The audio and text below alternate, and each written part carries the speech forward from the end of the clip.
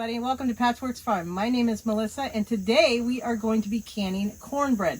This is about the easiest thing you can can. So this is going to be great for beginners. If you have never canned anything in your life ever, and you're afraid of a pressure canner, water bathing, and all that, and you want to try something very simple, this is what to do. All right, so we're going to go over some of the things that we need today. Well, we're going to go over all the things we need today. How's that? All right, so we have our 1/4 pint canning jars. We have a bowl with a fork to mix, 2 boxes of cornbread mix, 2 eggs. I have whey protein milk here. We live off-grid, so I don't have a refrigerator, so I'm going to be using whey milk, which is actually going to put protein into these. So it's going to make them even healthier. And then I have a jar to mix the milk up in. My funnel for putting it in the jars, 2 eggs, my jar lifter, a magnet for pulling the lids out of the water, and a tablespoon, and then my 9 by 13 flat baking pan that we're going to put the jars on, so that if anything flows over, it flows over onto these. And last but not least, we have our pot, which we are going to sterilize the jars in first. So we're going to go ahead and get started. Okay, so we have our jars in the pot, waiting for it to boil. Once it starts boiling, you want it to go for 10 minutes in order for them to be sterilized. That's 10 minutes. I also have the lids in a pan in water heating up to sterilize those as well. And it also helps with the rubber seal on there. Now I'm going to come over and I'm going to turn on my oven, my Camp Chef propane oven. Everything is on propane here, either propane, gas, or solar power. So I'm going to turn on my oven and I'm going to turn it on to 400 preheat. And you can preheat it because as soon as the lids get done and you get everything in the jars, then it'll be time to put it in the oven. Okay, so our water is boiling, which means our jars are in the process of being sterilized. That's going to sit for 10 minutes, and I've already set my timer. Now I'm going to empty the mix into the bowl. I have 2 packages, so I'm going to double everything that I use. Follow whichever instructions are on whichever you choose, whichever brand you choose. For these ones, it's 1/3 per box of milk. So my powdered milk, with the 2 of them together, I will be using 2/3 cup of milk. And for that, I'm going to be doing 4 scoops of powdered milk. 3 and 4. And then I'm going to come over here to my off-grid sink, and I'm going to put water in it to the right amount. Almost a cup. Alright. That looks so lovely. That works better. Shake it up. Really good. Get all the lumps out of it. Going to go in here.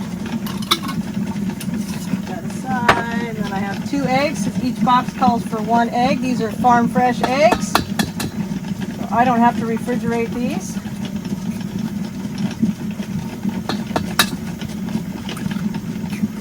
And then we're going to mix this up. And after it's mixed, per the directions on it, you let it sit for 3 to 4 minutes. We'll get this all mixed up. We'll let it sit, let the jars finish sterilizing, and we'll pull them out, and then we'll show you how far to fill them up. So while we're waiting for the jars to finish sterilizing, I just wanted to show you a couple things. This is the size I prefer for us because it's just me and my husband here, so this is perfect for us. I mean, we can each just have one of these and it'd be fine, or one of these.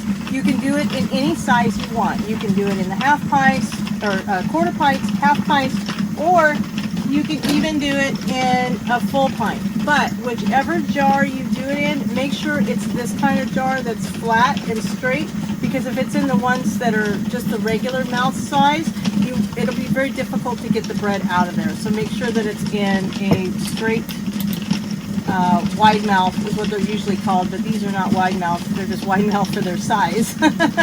But just make sure it's got a straight side on it and not the indent. I don't have one laying around here right now, but yeah, make sure it looks like this. Okay, so it has been 10 minutes, so I'm going to turn this off, and I'm going to pull the lid off very carefully. Now you can use any kind of pot. You don't need a pressure cooking pot to do this. This just happens to be out here for me. You can use any kind of pot that you have in your house that'll hold these jars. Now when you take this lid off, you want to be sure to open it away from your face because there's going to be a lot of steam. So open it away, step back, set this in here, and then we're going to pull these jars out one at a time. Just leave them up, it's fine, because you're going to fill them with your mix.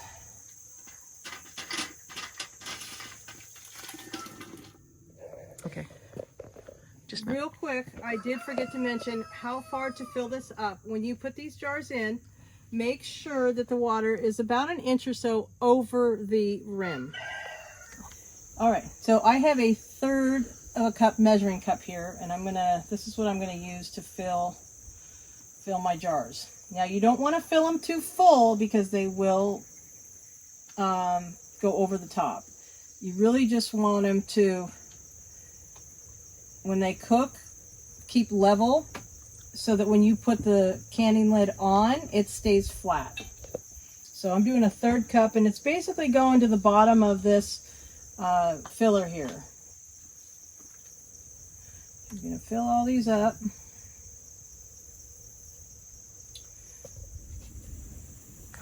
All right, so all the jars are filled, and now what I'm going to do, even though I used the funnel, I'm going to go around like this one here, and you just make sure that the rims are cleaned completely off. You can just use a damp paper towel, which is all I'm using here. Just make sure that these are all cleaned off. There's nothing on the rim, because you're not going to want to have to clean it out when it comes out of the oven, because it is going to be very hot. Very, very hot when it comes out of the oven. And that. And then, I think I already got that one, but we'll do it again.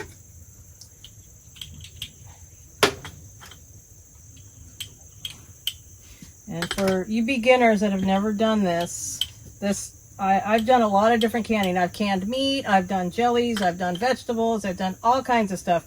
And this by far I found was the easiest thing to do. So this is why I thought I would share this with people that are maybe a little afraid of canning, because I was in the beginning. I was afraid that pressure canner was going to blow its top and go right through my roof. Come to find out, it doesn't. It actually holds on pretty good, and they're made very sturdy. But this is a great way to segue into doing some canning that's very simple. All right, so my oven is at 400 degrees, so I am ready to go.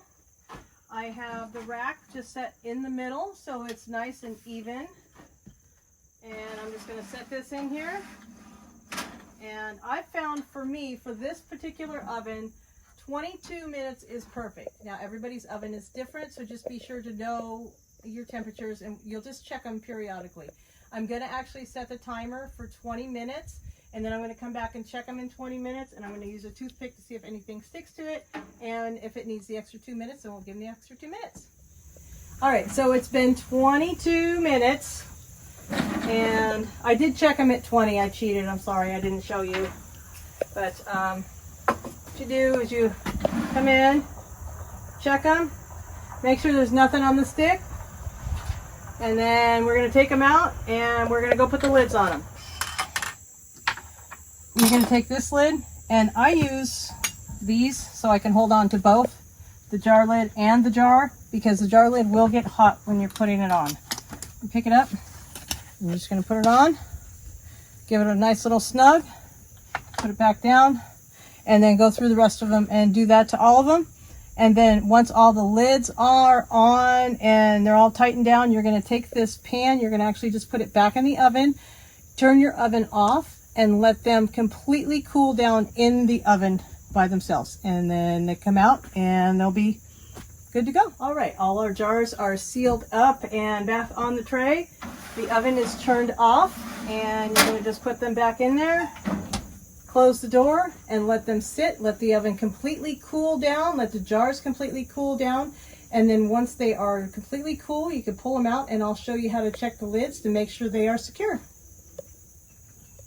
All right, so the ones I did this morning are still in the oven cooling, but for time's sake, I'm just going to take one of the ones I've done in the past, and I'm going to show you how you check it to make sure that it is sealed. So take the ring off. Now there's two ways you can do this. This is such a light little one that I like to do a little more of a test, but a lot of people just pick it up by the lid to make sure it's, you know, good. But this is so light and small, I'll actually kind of give it just a little tug to see if it comes off. And if it's on, and the button should be down, there should be no raised lid. So just look for that. And that's one thing, you won't hear these pop like you do with most things in canning. Some people tell you hear the pop. You don't really hear that with these because they're sitting in the oven. So, but then you just put the lid on, and then now you have cornbread that is shelf stable for anywhere up to 2 years. So there you go. Hope you enjoyed. Thanks for watching. God bless.